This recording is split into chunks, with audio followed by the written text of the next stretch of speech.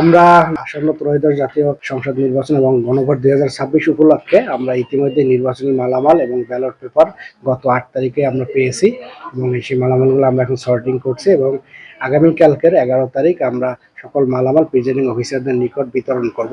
এছাড়াও আমাদের সাভার উপজেলায় আমাদের যে 3টি সংসদীয় আসন রয়েছে সেই সংসদীয় আসনগুলোর সবগুলো কেন্দ্রে আমরা নিরাপত্তা ব্যবস্থা জোরদার করেছি। আমরা একাধিক লেয়ারে নিরাপত্তা ব্যবস্থা জোরদার করা হয়েছে। আমরা ইতিমধ্যে সেনাবাহিনীর অনেকগুলো টিম পেয়েছি, বিজিবির টিম পেয়েছি, র্যাবের টিম পেয়েছি, ব্যাটালিয়ন আনসার, ডিবি পুলিশ, আমাদের স্থানীয় 2টি থানার পুলিশ সহ অন্যান্য যত আইনশৃঙ্খলা বাহিনী এবং গোয়েন্দা বাহিনী রয়েছে সকলকেই আমরা ইতিমধ্যে ডিপ্লয়মেন্টে তাদেরকে পেয়েছি এবং তাদেরকে ইতিমধ্যে ডিপ্লয় করা হয়েছে। তারা তাদের কার্যক্রম চালিয়ে যাচ্ছে, বিভিন্ন কেন্দ্রে টহল দিচ্ছে এবং পরিদর্শন করছে।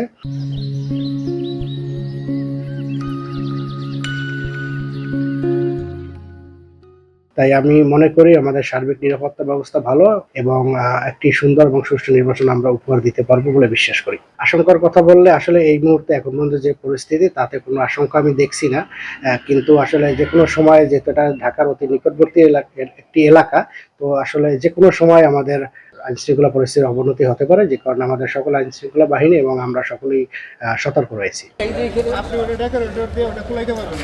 ওইখান থেকে নেন, দরকার হয় ওই যে কেন্দ্র খরচ যেটা আছে ওইখান থেকে 2টা স্কুল আছে আমরা বলে দিই তাহলে আপনারা দিবে বলছে, কিন্তু আমরা তো স্যার ব্যালট নিয়ে চলে আসলাম, কিন্তু এটা বলতেছে যে আবার পৌঁছে দিতে হবে। আমরা দুইজন লেবার ই করে আপনি ওই 500 টাকা দিয়ে 500 টাকা দিয়ে